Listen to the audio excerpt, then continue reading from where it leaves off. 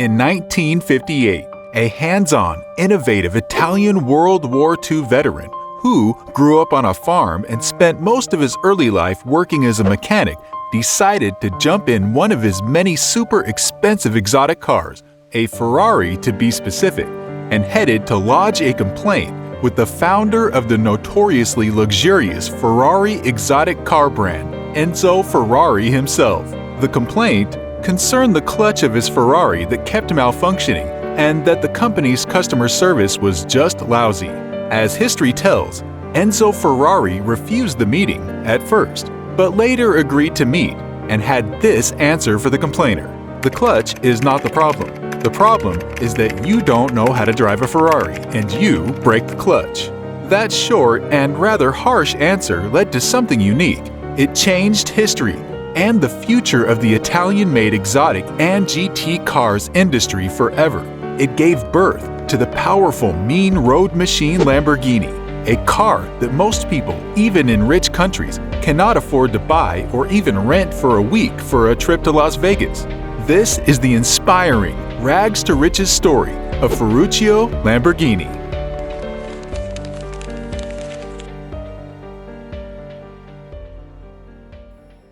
Ferruccio Lamborghini was no ordinary man. He had an eventful, busy life that ended with a legacy that is bound to last for hundreds and even thousands of years. As a critical thinker, he was known for challenging the status quo and his uncompromising approach. He was born on April 28, 1916, to farmer Antonio and Evelina Lamborghini in the province of Ferrara, in the Emilia-Romagna region of northern Italy. But the beauty of the Emilia-Romagna region, its fresh air, and the simple, stable life as a farmer's son were not good enough for Ferruccio, a dreamer and innovator in nature. Since his childhood, he expressed great interest in farming machinery more than in farming itself. He found great joy in working with mechanical objects for long hours every day. That interest, which was more like a hobby he truly cherished, led him to focus on learning the art of mechanics. Eventually, he obtained a mechanical engineering degree from the Fratelli Taddia Technical Institute near Bologna. Throughout his learning journey, he was known in his community as a good son who balanced helping his parents on the farm, studying, and following his mechanical engineering hobby. But when he was barely fresh out of school, Europe, once again in that century, turned upside down with the start of World War II.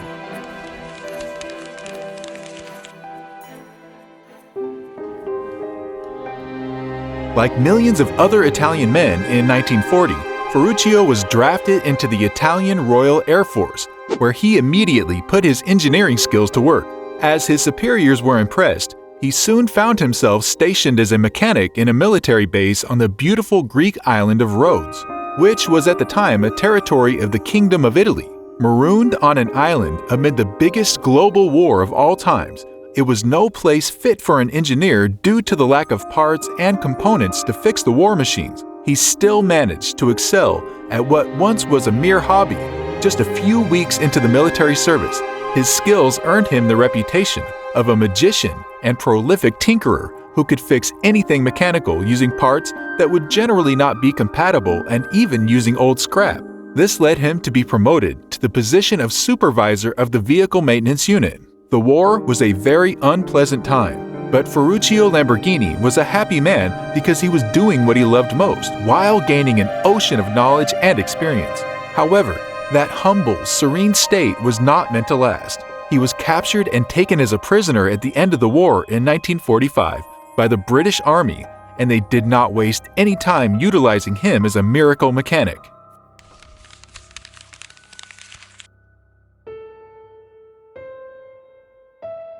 Fortunately, he was released from prison in 1946, returned home, and got married. But again, the heavens did not smile at him and struck him with misery. His wife died in 1947 while giving birth to his son, Tonino Lamborghini. Ferruccio did not spend his grieving time merely sitting at home and mourning his great loss. He chose the path of keeping himself busy to ease the pain away.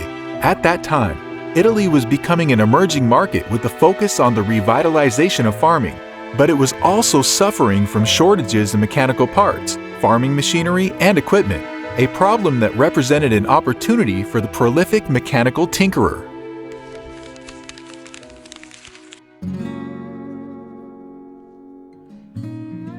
Ferruccio decided to open his own garage and even went solo at first. In his garage, in Pieve di Cento, he managed to build his first tractor by modifying old military cars and equipment. The tractor became a hit, and people loved it so much that he soon found himself building one tractor a week. One of the inventions by Ferruccio that led to high demand for his tractors was the fuel atomizer that he fitted on the 6-cylinder Morris engines he used in his tractors. This atomizer reduced fuel consumption, which was extremely necessary because petrol in Italy was extremely expensive at the time. Building many tractors, Ferruccio consequently began to accumulate wealth rather quickly, already in 1947. Yet, he remained a hands-on and down-to-earth man. He even modified a Fiat Topolino car into a screaming powerful 750cc open-top 2-seater, and later, in 1948, entered the car in the Mille Miglia open road endurance race. Unfortunately, his participation in the race ended after 1,100 kilometers, when he ran the car into the side of a restaurant in the town of Fiano in Turin.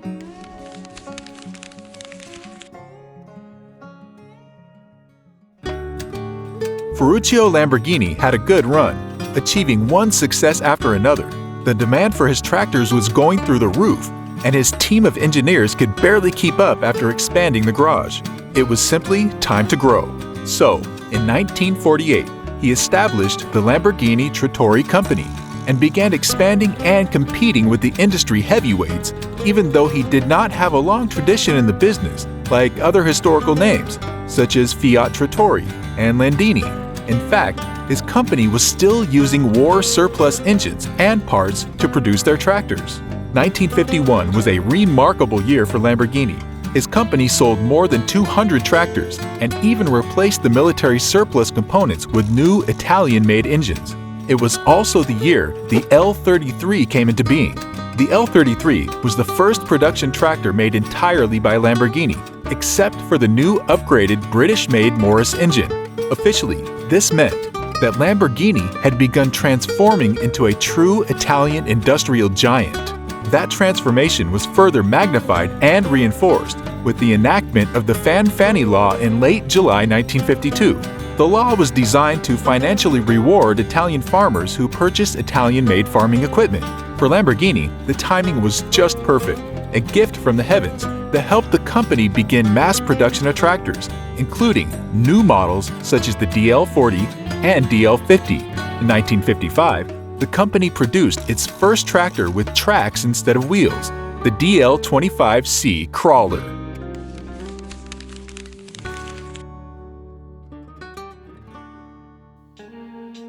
The success of his tractor business did not translate into a Ferruccio being interested in building any type of car. However, in the mid-1950s, he became one of the wealthiest men in Italy due to his outstanding tractor sales and expansion into producing air conditioners and heating systems, which proved very lucrative. His immense wealth turned him into a fanatic buyer of fast, expensive cars. In fact, he had so many of them, he could literally drive a different one every week of the year. He owned cars such as Alfa Romeos and Lancias, a Mercedes-Benz 300 SL, a Jaguar Type E coupe, and 2 Maserati 3500 GTs. His love for his cars turned him into a brazen critic. He once said, "Adolfo Orsi, the then owner of Maserati, was a man I had a lot of respect for. He started life as a poor boy, like myself, but I did not like his cars much. They felt heavy and did not really go very fast." Wealth often translates into Ferraris. This fact was true back then is true now, and will probably remain true in the distant future, because owning a Ferrari is a sign of exclusivity, achievement, and great wealth. Ferruccio Lamborghini was no exception to this standard, and in 1958 he traveled to Maranello to buy a Ferrari 250 GT. Soon he became the owner of several other Ferraris, including a Scaglietti-designed 250 GT SWB Berlinetta and a 250 GT 2+2 4-seater. But Lamborghini was also a critic of Ferrari and openly said that the cars were not good, but too noisy and rough to be proper road cars, And if that's not enough of an insult to Enzo Ferrari, he categorized them as repurposed track cars with poorly built interiors. Little did Ferruccio know that these words would later ignite a war with Ferrari, a war he would start and a battle that would turn his name into a global icon, a legend among industrialists and innovators. Tensions between Enzo and Ferruccio escalated to the point of no return when Ferruccio discovered that Ferrari fitted its cars with clutches from the parts list of one of the tractor models he makes. He was fuming and the war was on.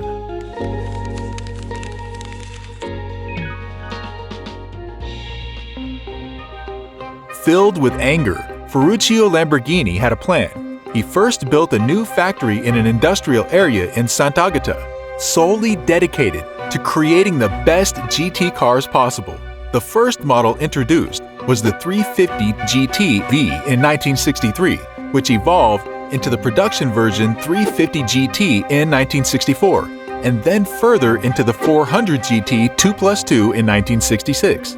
Initially, his mobilization was not driven by profits, but rather by his love for sports cars and a strong desire to build the ultimate GT car that no other maker could provide him with. And of course, his feud with Enzo Ferrari fueled the fire. To his luck, everything changed for the better in 1966, when his team of engineers became frustrated with his objection to constructing an exotic car. So they secretly built the brand's first supercar in their spare time, the Lamborghini Miura, the first supercar with a rear mid-engine two-seat layout. Since then, the Miura layout has become the standard for high-performance sports and supercars. It was a one-of-a-kind road monster. The wealthy desired it and bought it, while the masses watched in envy and resentment. It marked the beginning of a new era for Lamborghini and the car industry as a whole. It simply represented the beginning of something that continues to fascinate us to this very day. It is the dream car that we all wish to own. Funny enough, the man behind it, the man who empowered the engineers, the man who funded it, actually did not want it to be built because he was stubborn and, as many say, hot-blooded and locked in a battle with Ferrari. Although Lamborghini began investing heavily into the production of GT and exotic cars, the tractor business Lamborghini Trattori continued to bring in excellent profits as sales grew exponentially in 1968 and 69. This led the company to adopt a strategy to improve both the technical quality and the production volumes of its tractors. Lamborghini tractors were the first in Italy to be fitted with a synchronized gearbox as standard. In 2014, the Nitro tractor caused Lamborghini Trattori to win a series of international awards, including Tractor of the Year, Golden Tractor for the Design 2014, and the Red Dot Award 2014.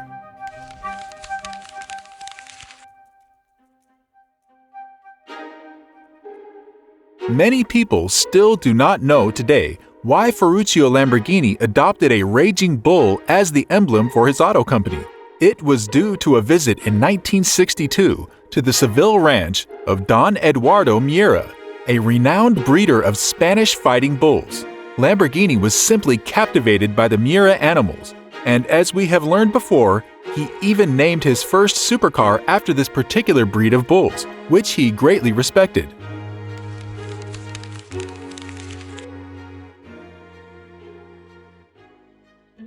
In 1973, the Lamborghini Automobile Company became separate from Lamborghini Trattori, the tractor-producing business, and has exchanged ownership 3 times since then.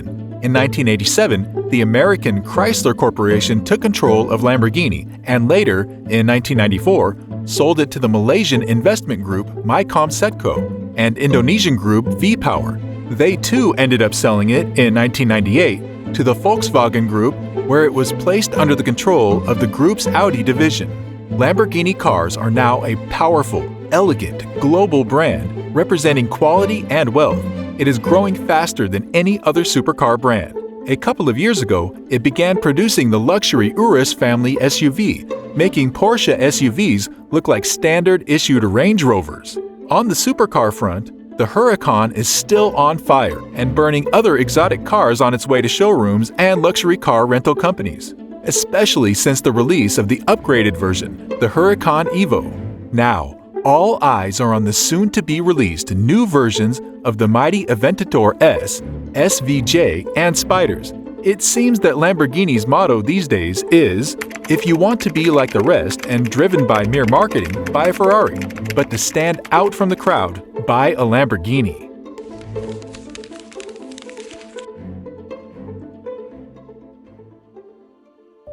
In 1974, Ferruccio Lamborghini retired to his spacious 3-square-kilometer estate called La Fiorita in Castione del Lago, a town in the Umbria region of central Italy, where he spent much of his free time playing golf and making wine. At 76 years of age, on the 20th of February 1993, Lamborghini died at Silvestrini Hospital in Perugia, leaving behind a legacy, including the Lamborghini companies that continue to operate today in various forms and in many industry sectors. In 1995, Ferruccio's son Tonino opened a museum that honors his father's legacy. Today, the vast collection of Ferruccio Lamborghini's main industrial achievements, including a large number of tractors and some of the most stunning cars ever made in Sant'Agata, are on display in the Museo Ferruccio Lamborghini in Funo di Argolato. Did you ever have the chance to get close to one of Lamborghini's exclusive cars? Did you even test drive one of these mean road machines? Let us know in the comments. If you found this video entertaining or learned something new, please leave a like and tell us what you'd like to see next. Also, don't forget to subscribe and ring the bell on your way out so you won't miss out on our next inspiring video. Thanks for watching, and we hope to see you again soon.